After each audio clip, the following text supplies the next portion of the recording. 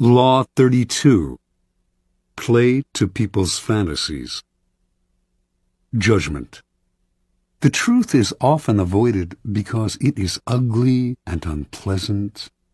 Never appeal to truth and reality unless you are prepared for the anger that comes from disenchantment. Life is so harsh and distressing that people who can manufacture romance or conjure up fantasy are like oases in the desert. Everyone flocks to them. There is great power in tapping into the fantasies of the masses. Observance of the law.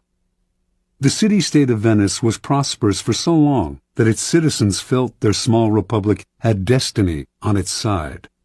In the Middle Ages and High Renaissance, its virtual monopoly on trade to the East made it the wealthiest city in Europe.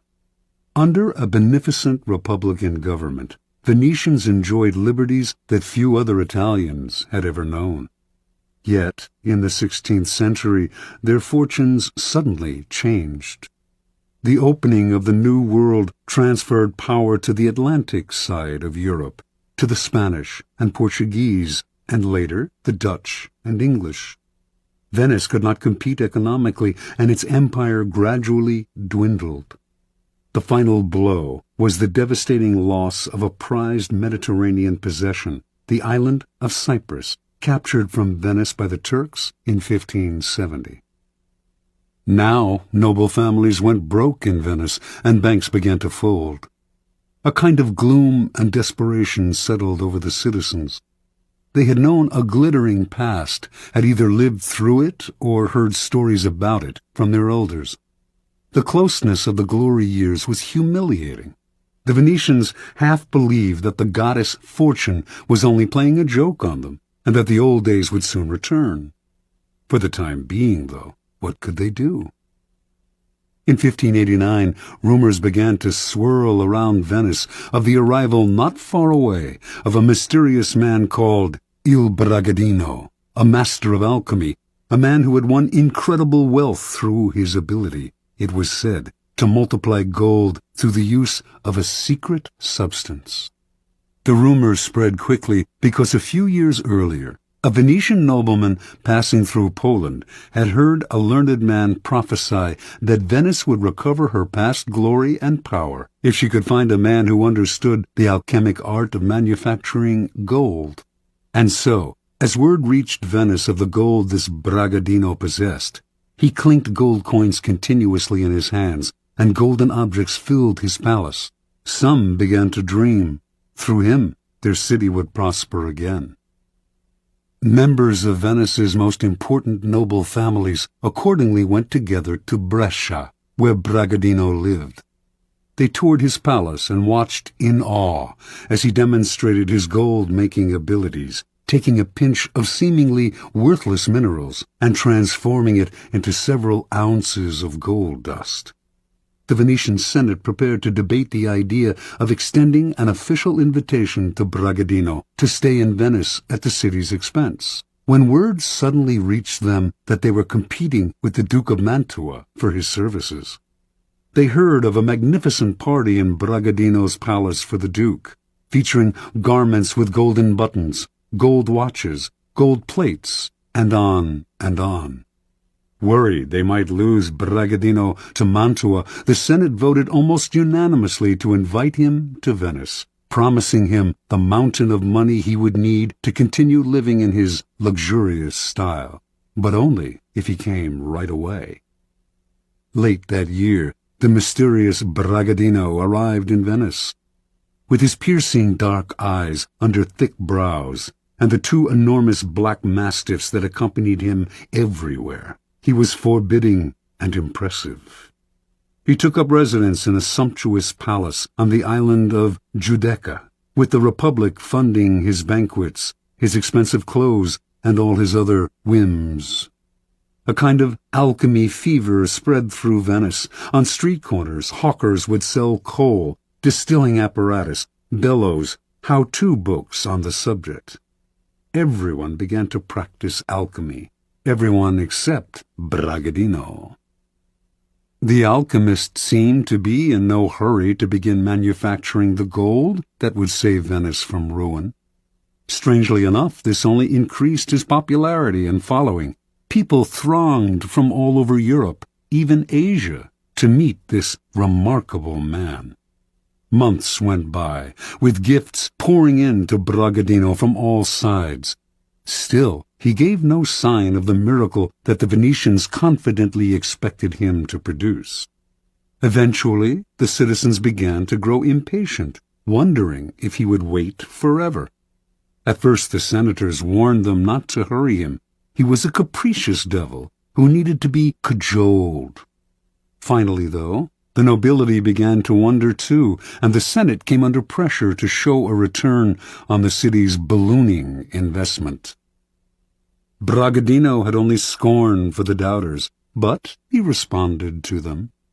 He had, he said, already deposited in the city's mint the mysterious substance with which he multiplied gold. He could use this substance up all at once and produce double the gold, but the more slowly the process took place, the more it would yield. If left alone for 7 years, sealed in a casket, the substance would multiply the gold in the mint 30 times over. Most of the senators agreed to wait to reap the gold mine Bragadino promised. Others, however, were angry. 7 more years of this man living royally at the public trough? And many of the common citizens of Venice echoed these sentiments. Finally, the alchemist's enemies demanded he produce a proof of his skills, a substantial amount of gold, and soon. Lofty, apparently devoted to his art, Bragadino responded that Venice, in its impatience, had betrayed him, and would therefore lose his services. He left town, going first to nearby Padua, then, in 1590, to Munich, at the invitation of the Duke of Bavaria, who, like the entire city of Venice, had known great wealth but had fallen into bankruptcy through his own profligacy, and hoped to regain his fortune through the famous alchemist's services. And so Bragadino resumed the comfortable arrangement he had known in Venice, and the same pattern repeated itself. Interpretation. The young Cypriot Mammunia had lived in Venice for several years before reincarnating himself as the alchemist Bragadino. He saw how gloom had settled on the city, how everyone was hoping for a redemption from some indefinite source. At first, Mammunia did not use vulgar demonstrations to convince people of his alchemic skill. His sumptuous palace, his opulent garments, the clink of gold in his hands, all these provided a superior argument to anything rational, and these established the cycle that kept him going. His obvious wealth confirmed his reputation as an alchemist, so that patrons like the Duke of Mantua gave him money, which allowed him to live in wealth, which reinforced his reputation as an alchemist, and so on. Only once this reputation was established, and dukes and senators were fighting over him, did he resort to the trifling necessity of a demonstration. By then, however, people were easy to deceive. They wanted to believe. The Venetian senators who watched him multiply gold wanted to believe so badly that they failed to notice the glass pipe up his sleeve from which he slipped gold dust into his pinches of minerals. Brilliant and capricious, he was the alchemist of their fantasies, and once he had created an aura like this, no one noticed his simple deceptions. People rarely believe that their problems arise from their own misdeeds and stupidity. Someone or something out there is to blame, the other, the world, the gods, and so salvation comes from the outside as well. Had Bragadino arrived in Venice armed with a detailed analysis of the reasons behind the city's economic decline, and of the hard-nosed steps that it could take to turn things around, he would have been scorned. The reality was too ugly, and the solution too painful, mostly the kind of hard work that the citizens' ancestors had mustered to create an empire. Fantasy, on the other hand, in this case the romance of alchemy, was easy to understand and infinitely more palatable. To gain power, you must be a source of pleasure for those around you, and pleasure comes from playing to people's fantasies. Never promise a gradual improvement through hard work.